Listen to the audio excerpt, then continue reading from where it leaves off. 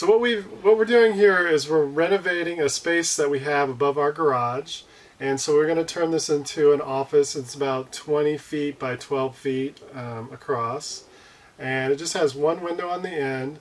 And so what we've done, I just wanted to show you this before we fill all this in, is we have a soffit running along the entire stretch of this on both sides, okay?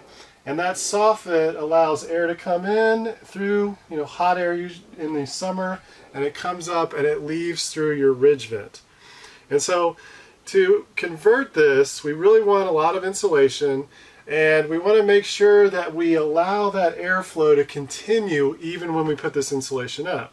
So one of the common mistakes that we've read about that people do is they tend to just jam in insulation, maybe R30, and then forget about it, and tend to block that airflow up, and these spaces are just so hot. So we have insulation in the floor before we put in our flooring.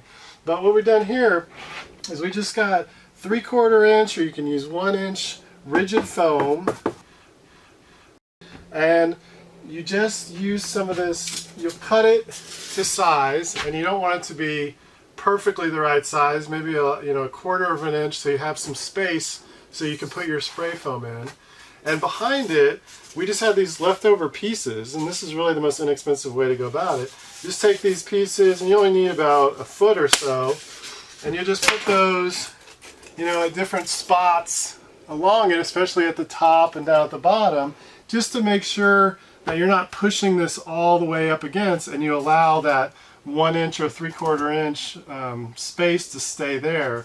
And then what we did is we cut these, so these are about 14.5 inches or so.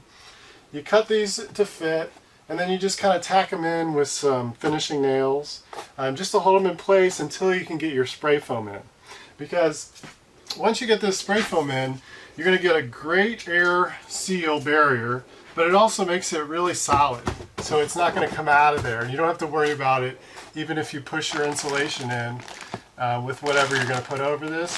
It's going to keep that 1 inch space, so it allows air in the summer, mostly hot air, to come up from the soffit, run behind this insulation, and go up to your ridge vent.